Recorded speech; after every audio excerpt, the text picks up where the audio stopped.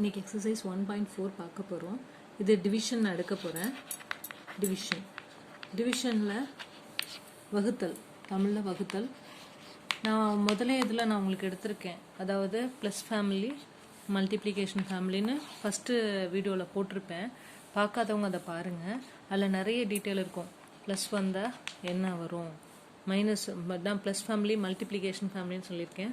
ப்ளஸ்ஸும் வந்தால் என்ன ஆகும், மைனஸும் வந்தால் என்ன ஆகும், மைனஸும் ப்ளஸ்ஸும் வந்தால் என்ன ஆகும் அப்படின்றத எடுத்திருப்பேன். அதே மாதிரி மல்டிப்ளிகேஷன் ஃபேமிலியில் ப்ளஸ்ஸும் வந்தால் என்ன, மைனஸும் வந்தால் என்ன, ப்ளஸ்ஸும் வந்தால் என்ன அப்படின்றது எடுத்திருக்கேன். அதே மாதிரி தான் இப்போ டிவிஷன் ஃபேமிலியில் எப்படின்னா, ஒரு நிமிஷம், டிவிஷன் ஃபேமிலியில் மேலே ப்ளஸ்ஸு டிவைடட் பை ப்ளஸ் அப்படின்னு வந்துச்சுன்னு வச்சுக்கோங்க. ப்ளஸ்ஸு தான் ஆன்சரு, சரியா? மேலே மைனஸு, கீழே மைனஸ், நியூமரேட்டரில் மைனஸ், டினாமினேட்டரில் மைனஸ், என்ன ஆன்சர் வரும்? ப்ளஸ்ஸு தான் ஆன்சர், சரியா? அடுத்து ப்ளஸ்ஸு டிவைடட் பை மைனஸ், அப்படி இல்லாட்டினா மைனஸ் டிவைடட் பை ப்ளஸ்ஸு. ரெண்டுத்துக்கும் ஒரே மாதிரி தான் அர்த்தம், ஒரே அர்த்தம் தான் டிவிஷனில் எடுத்துக்கணும். ப்ளஸ் டிவைடட் பை மைனஸோ இல்லை மைனஸ் டிவைடட் பை ப்ளஸ்ஸோ வந்தால் நம்ம ஆன்சர் என்ன தான் வரும்? மைனஸ் தான் வரும், சரியா? நான் திரும்ப சொல்கிறேன், டிவிஷன் ஃபேமிலி இது ரொம்ப முக்கியம். இதுக்கு நான் விளக்கெல்லாம் கொடுக்காம உங்களுக்கு ஆன்சர் பண்ணுறேன். இதை நீங்கள் நோட்ஸாகவே பசங்க நீங்கள் எல்லாம் படிச்சிக்கோங்க. இது உங்களுக்கு எக்ஸசைஸ் 1.4க்கு ரொம்ப உதவியாக இருக்கும். எல்லா நம்பர் சிஸ்டத்துக்கும் இதுதான் மெயின், சரிங்களா? இது டிவிஷனில் வர விஷயம். ப்ளஸ்ஸும் வந்தால் ப்ளஸ்ஸு, மைனஸும் வந்தாலும் ப்ளஸ்ஸும் வந்தால் மைனஸு. அதை பேஸ் பண்ணி சம்முக்குள்ளார போகலாமா? இந்த இடத்த வந்து ஸ்டாப் பண்ணி இந்த டீட்டெயிலை மட்டும் எழுதிக்கிட்டு நீங்கள் லெசனுக்குள்ளார வாங்க, சரியா? இந்த ஃபார்முலாவை எழுதிக்குங்க. ப்ளஸ்ஸும் வந்தால் ப்ளஸ்ஸு, மைனஸும் வந்தால் ப்ளஸ்ஸு, அதுக்கடுத்து ப்ளஸ்ஸும் வந்தால் மைனஸ். ஓகேவா? இப்போ நம்ம என்ன பார்க்க போகிறோம்? ஃபஸ்ட்டு சம் பார்க்க போகிறோம். ஃபஸ்ட்டு சம் என்ன கொடுத்துருக்காங்க? -40 divided by dash equal to 40 அப்படின்னு கொடுத்துருக்காங்க. -40 divided by dash which is equal to 40ன்னு கொடுத்துருக்காங்க. இப்போ தெரியாத இடத்துல நான் என்ன சொல்லியிருக்கேன்? எம்முன்னு வச்சுக்க சொல்லியிருக்கேன்னா எம்முன்னு வச்சுக்கோமா? இப்போ -40 divided by M equal to 40ன்னு இருக்குது. இது இப்படி போடுறத விட நம்ம சம்மை பெருசாக என்லார்ஜ் பண்ணி போடுவோமா? -40 divided by M which is equal to 40 அப்படின்னு நான் போட்டிருக்கேன். இப்போ என்னன்னா, நான் சொல்லியிருக்கேன் ஈக்குவல் டு கிராஸ் பண்ணி போகிறப்ப மல்டிப்ளிகேஷன் டிவிஷன் ஆகும், டிவிஷனை வந்து மல்டிப்ளிகேஷன் ஆகும்னு சொல்லியிருக்கேன். இப்போ -40 விச் இஸ் ஈக்குவல் டு இந்த எம் இங்கே வரப்ப என்ன ஆகும்? டிவிஷனில் இருக்க எம் இங்கே வரப்ப மல்டிப்ளிகேஷன் ஆகும். இப்போ தேர்ஃபோர் எம் அப்படின்றப்ப இந்த -40 divided by 40 which is equal to அடித்து கொடுத்தா 40 அடித்தா ஒரு வாட்டி போகும். அப்போ ப்ளஸ்ஸும் மைனஸ் வந்திருக்கு, மேலே மைனஸ் வந்திருக்கு, கீழே ப்ளஸ் வந்திருக்கு. இந்த மாதிரி மாற்றின சைன் வரப்ப என்ன ஆன்சர் சொல்லியிருக்கேன்? மைனஸ்ன்னு சொல்லியிருக்கேன். -1 எம்ன்ற இடத்துல என்ன வரணும்? -1 வரணும். இதே சம்மை நான் சாதாரணமாக உங்கள் கிளாஸில் டீச்சர்ஸ் எடுக்கிற மாதிரி நான் இப்போ எடுக்கிறேன். இப்போ உங்கள் கிளாஸில் இதை எடுக்கிறாங்கன்னு வச்சுக்கோங்க. இது எக்ஸசைஸ் 1.1ல் ஃபஸ்ட்டு சம்மு. அவங்க எப்படி சொல்லுவாங்க? -40 டிவைடட் பை 40 அப்படின்றப்ப 40 எதனால் பண்ணால் 40 வரும்? 1ஆல் டிவைட் பண்ணால் 40 வரும். இங்கே மைனஸ் இருக்குது, இங்கே என்ன சைன் வந்தால் இங்கே ப்ளஸ் வரும் அப்படின்னு சொல்லி கேட்பாங்க. மைனஸும் அடிப்பட்டால் தானே ப்ளஸ் வரும். அப்போ இதுக்கு மைனஸ் தானே வரணும் அப்படின்னு ஆன்சர் பண்ணி -1ன்னு ஆன்சர் பண்ணியிருப்பாங்க. இதுதான் உங்கள் ஸ்கூலில் இல்லை உங்கள் இதில் வந்து கிளாஸ் எடுக்கிற மெத்தடாக இருக்கும். இப்போ நான் வந்து இதுக்கு முன்னாடி ஒன்று போட்டேன் பார்த்தீங்களா? டிவைடட் பைன்ற இடத்துல எம்முன்னு வரும். அப்படின்னா எம் என்னன்னு சொல்லி இந்த பக்கம் எம் ஈக்குவல் டு தாண்டி போனால் எப்படி இருக்குன்றது பேசிக்காக மேக்ஸ் சரியாக வராத பசங்களுக்கு அந்த மெத்தட் ரொம்ப யூஸ்ஃபுல்லாக இருக்கும், சரியா? அடுத்த சம் பார்க்கலாமா? செகண்ட் சம் என்னன்னா, dash divided by -4 which is equal to 9 அப்படின்னு கொடுத்துருக்காங்க.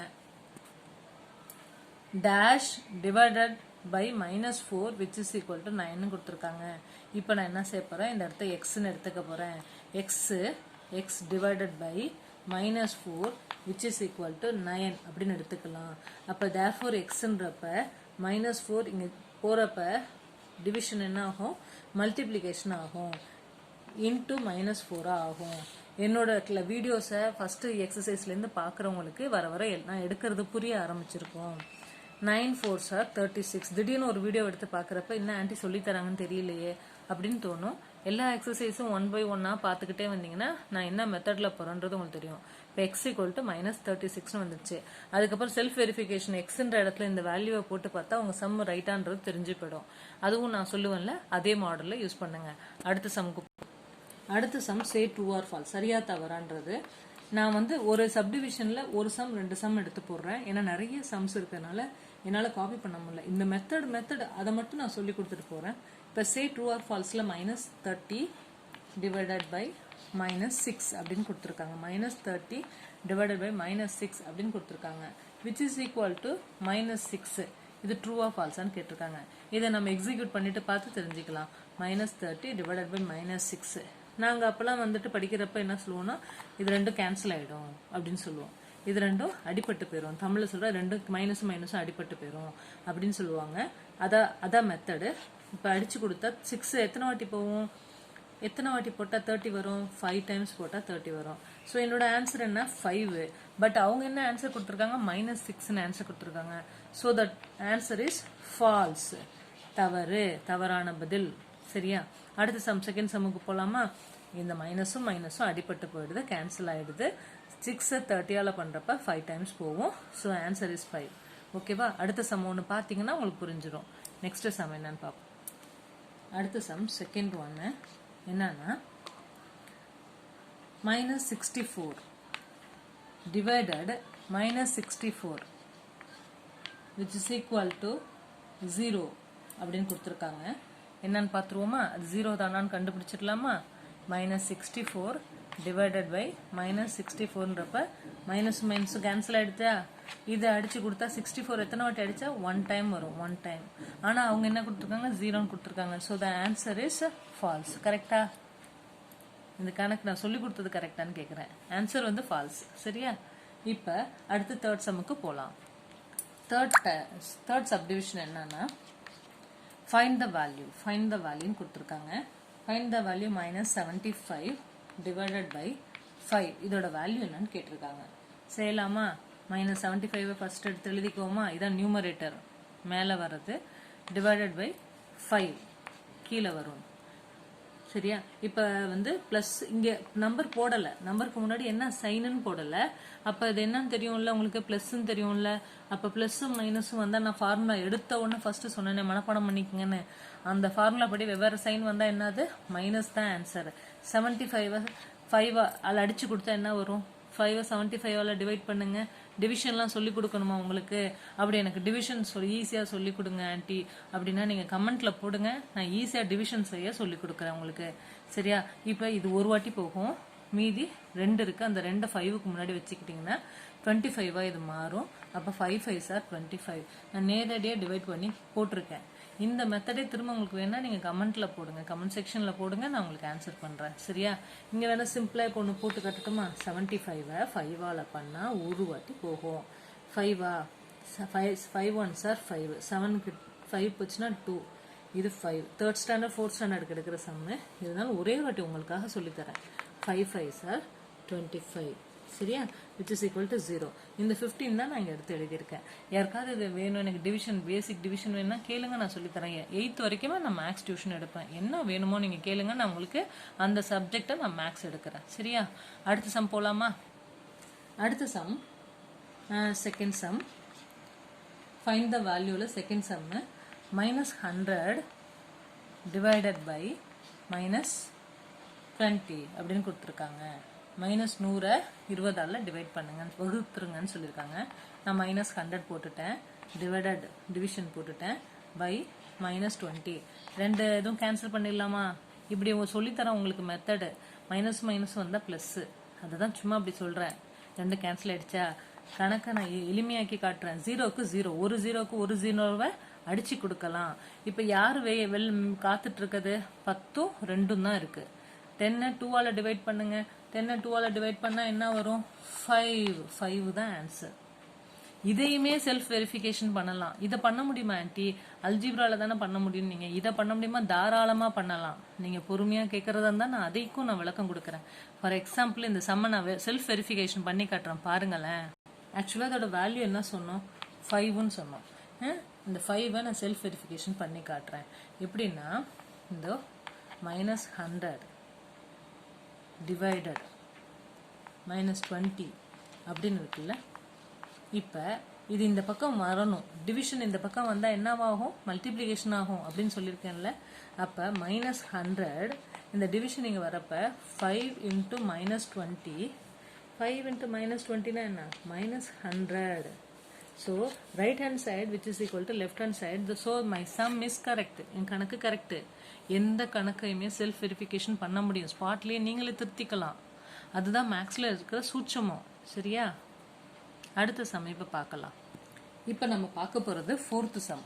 4th சம் வந்து ஒரு வேர்ட் சம். சரியாம்மா? ஒரு வேர்ட் சம். நான் தமிழ் புக் கிடைக்கல. இப்போ நான் இங்கிலீஷில் வாசிக்கிறேன். அது தமிழ் அர்த்தத்தை நான் சொல்லிடுறேன். எல்லா மக்களுக்குமே அது புரியும். தமிழ் மீடியம் பிள்ளைகளுக்கும் புரியும், இங்கிலீஷ் மீடியம் பிள்ளைகளுக்கும் புரியும். சரியா? இப்போ நான் இங்கிலீஷில் வாசிச்சுட்டு அதை தமிழ் அர்த்தத்தை சொல்கிறேன். த ப்ராடக்ட் ஆஃப்னா பெருக்கல். ப்ராடக்ட்னா பெருக்கல், மல்டிப்ளிகேஷன் எல்லாத்தையுமே வந்து ப்ராடக்ட்னா சொல்லுவாங்க. The product of 2 integers. நிறைய இங்கிலீஷ் மீடியம் பிள்ளைகளுக்கு அது தெரியாது. ப்ராடக்ட்னா என்ன? ப்ராடக்ட்னா விலை பொருளா? அது வெளியில் வர பொருளா? ஒரு விஷயத்த வந்து உருவாக்குனா கிடைக்கிற அந்த விஷயம் தான் ப்ராடக்டா அப்படின்னு கூட சில இங்கிலீஷ் மீடியம் பிள்ளைங்களும் நினைச்சிட்டு இருக்காங்க. இதுவே தமிழ் மீடியம் பசங்களுக்கு பெருக்கு தொகைன்னு அழகா கொடுத்துருவாங்க. அதனால அந்த பிள்ளைகளுக்கு எந்த குழப்பமும் இருக்காது. ஆனால் அந்த இங்கிலீஷ் மீடியம் பிள்ளைகளுக்கு அந்த ப்ராடக்ட் அப்படின்ற வார்த்தை ப்ராடக்ட்னா பொருளா அப்படின்னு நினைக்குங்க. ஸோ அது கிடையாது. மேக்ஸில் ப்ராடக்ட்னா என்ன அர்த்தம்? மல்டிப்ளிகேஷன் அர்த்தம். சரியாம்மா? The product of 2 integers is -135. If one integer is -15, find the other integer கொடுத்துருக்காங்க. ரெண்டு பொருள் அதோட பெருக்கு தொகை, ரெண்டு நம்பர்ஸ் இருக்கு. அதோட இன்டீஜர்ஸ்னா நம்பர்ஸ். அந்த ரெண்டு நம்பரோட பெருக்கு தொகை எவ்வளவா?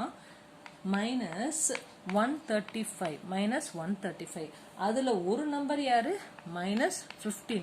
அப்ப இன்னொரு நம்பர் என்னன்னு கேட்டிருக்காங்க. இன்னொரு number ஒய்ன்னு வச்சுக்கோமா. y into -15 which is equal to -135. Therefore y அப்படின்றப்ப என்ன ஆகும்? -135. இது மல்டிப்ளிகேஷன்ல இருக்கிறது. இங்க வரப்ப டிவிஷன். ரொம்ப மேக்ஸ் கஷ்டப்படுற குழந்தைங்க என்ன தெரியுமா சொல்லுங்க? ஐயோ இங்க மைனஸ் தானே இருக்கு, இந்த பக்கம் வந்தா பிளஸ் தானே சொன்னாங்க அப்படின்னு ரொம்ப இதை இன்னசென்ட்டா கேட்பாங்க. இங்க என்ன இருக்கு? ஆக்சுவலா இந்த 15ஓட இனிஷியல் தான், இந்த சைன் தான் மைனஸ். ஆனா இங்க இருக்க ஆப்ரேட்டர் யாரு? இந்த ஆப்ரேட்டர் யாரு? மல்டிப்ளிகேஷன். இதைத்தான் கணக்கில் எடுத்துக்கணும். சரியா? இப்போ இந்த மல்டிப்ளிகேஷன் இந்த பக்கம் வரப்ப ஈக்குவல் டு அந்த பக்கம் வரப்ப என்ன ஆகும்? டிவிஷனாக மாறும். -15. இப்போ நான் என்ன சொல்லியிருக்கேன்? ரெண்டும் மைனஸும் கேன்சல் ஆகிடும். 135 டிவைட் பை 15 என்ன வரும்? அடிச்சு பாருங்க. நீங்கள் தனியாக உட்காந்து டிவைட் பண்ணி பார்த்துக்கிறீங்களா? 9 டைம்ஸ் போவோம். 15 × 9 135. இதையும் செல்ஃப் வெரிஃபிகேஷன் பண்ணி பார்த்துக்கிறீங்களா? இந்த இடத்துல 9 போட்டு பாருங்க. 9 × 1 15 = 135. -135 வரும். உங்க கணக்கு ஸ்பாட்லேயே கரெக்டு. சரியா? அடுத்த சம்க்கு போலாமா? அடுத்த சம் 5th சம். அதுக்கு என்ன சொல்லியிருக்காங்க? In 8-hour duration with uniform decrease in temperature. Decrease in டெம்பரேச்சர்னு சொல்லியிருக்காங்க. அப்போ நம்ம மைனஸில் கணக்கை போட போகிறோம்னு அர்த்தம். இது 8 மணி நேரத்துக்கு டிக்ரீஸ் இன் டெம்பரேச்சர் இன்க்ரீஸ்னா ப்ளஸில் போடுவோம், டிக்ரீஸ்னா மைனஸில் போடுவோம். இந்த டெம்பரேச்சர் ட்ராப்டு 24 டிகிரி செல்சியஸ். சரியா? 24 டிகிரி செல்சியஸ்க்கு டெம்பரேச்சர் குறைஞ்சிருக்கு.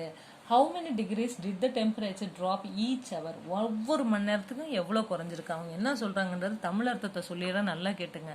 8 மணி நேரத்துக்கு அப்படியே கிராஜுவலாக டெம்பரேச்சர் குறைஞ்சிட்டு வருது. அதாவது 1 ஹவருக்கு இந்த 1 ஹவருக்கு இந்த அப்படி தான் குறையுது, இஷ்டத்துக்கு குறையல. அது 8 மணி நேரத்துக்கு 24 டிகிரி செல்சியஸ் குறைஞ்சிருக்குன்னா 1 மணி நேரத்துக்கு எவ்வளோ குறைஞ்சிருக்கு?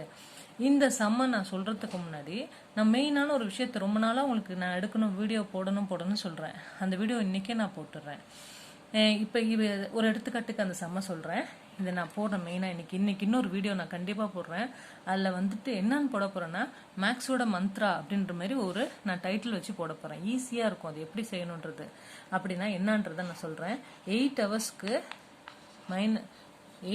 -24 டிகிரி அப்படின்னா டிகிரி செல்சியஸ் அப்படின்னா, தேர்ஃபோர் 1 ஹவருக்கு therefore 1 ஹவருக்கு என்னன்னு சொல்லியிருக்காங்க -24 into 1 divided by 8.